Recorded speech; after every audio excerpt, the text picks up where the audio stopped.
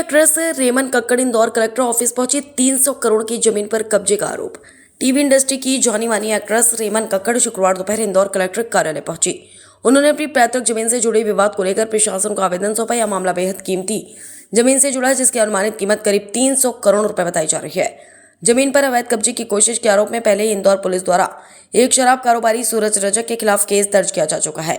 Actress ने media से बातचीत में बताया कि जिस जमीन को लेकर विवाद चल रहा था वह उनके पिता की संपत्ति थी और अब परिवार के 4 सदस्य, उनकी मां, दोनों भाई और खुद उनके नाम पर है। उन्होंने आरोप लगाया कि कारोबारी द्वारा इस जमीन पर कब्जा करने की कोशिश की गई, जिसके बाद उन्होंने पुलिस में शिकायत दर्ज कराई थी। रेमन कक्कड़ ने कहा कि मामले को लेकर कुछ लोग सोशल मीडिया पर भ्रामक और गलत जानकारी फैला रहे हैं, जो पूरी तरह निराधार है। उन्होंने कहा कि इस तरह की बातों पर कार्रवाई की जा रही है और जल्दी सच्चाई सामने आ जाएगी। उनका कहना है कि जमीन को लेकर जो दावे किए जा रहे हैं वे गलत है। कलेक्टर कार्यालय पहुंचने को लेकर उन्होंने बताया कि वे कुछ जरूरी दस्तावेज और आवेदन देने आए थे। उन्होंने संबंधित अधिकारियों को सौंप दिए हैं। हालांकि उनकी किसी अधिकारी से सीधी मुलाकात नहीं हो सकी। पुलिस की अब तक की कार्रवाई पर संतोष जताते हुए एक्ट्रेस ने कहा कि शिकायत दर्ज होते ही पुलिस ने तुरंत कार्रवाई की। उन्होंने कहा कि जिस तरह से पुलिस ने तत्परता दिखाई, उससे उन्हें भरोसा मिला है कि मामले में न्याय मिलेगा। रेमन कक्कड़ के मुताबिक उनके पिता ने यह जमीन इंदौर विकास प्राधिकरण को सड़क निर्माण के उद्देश्य से दी थी। ऐसे में उस जमीन पर किसी भी प्रकार की व्यावसायिक गतिविधि की अनुमति नहीं है। उन्होंने बताया कि इस संबंध में आईडीए से बातचीत हो चुकी है और दोनों पक्ष इस बात पर सहमत है कि जमीन का उपयोग केवल सड़क के लिए ही किया जा सकता है। जी, कुछ सोशल मीडिया पर वो गलत बातें बोल रहे हैं, उसकी कार्रवाई चल रही है और बहुत जल्द जो गलत बातें हैं वो साफ़ हो जाएंगी, क्योंकि ज़मीन मेरी पिताजी की थी और अब हम चारों की है, लाइक मेरी माताजी की, मेरे दोनों भाइयों की और मेरी है। सो वो जो भी बातें बोल रहे हैं वो गलत बातें बोल रहे हैं और उसकी कार्रवाई चल रही है। और गलत बातें तो गलत ही होती हैं।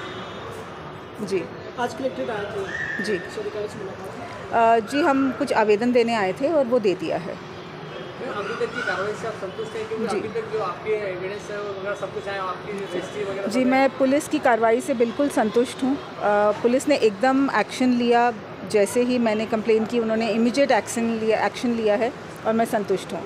आईडीए में भी आपने एक आवेदन दिया था, लेटर दिया था जी, आपने कुछ स्पष्टीकरण दिया था जी, सरकारी जमीन में जो बनाने की बात की जा रही है। जी, वहाँ पर जो हमने आवेदन दिया था उससे हम संतुष्ट हैं। नहीं, आपका आवेदन दिया था तो ज़मीन जो है सरकारी है आईडीए को। जी, वो जो ज़मीन मेरे पिताजी ने आईडीए को दी थी, हमने उनसे वही जाकर बात की कि ये ज़मीन मेरे पिताजी ने उनको ज़मीन को रोड बनाने के लिए दिया था, तो वहाँ पर रोड के अलावा कोई भी कमर्शियल एक्टिविटी नहीं हो सकती है।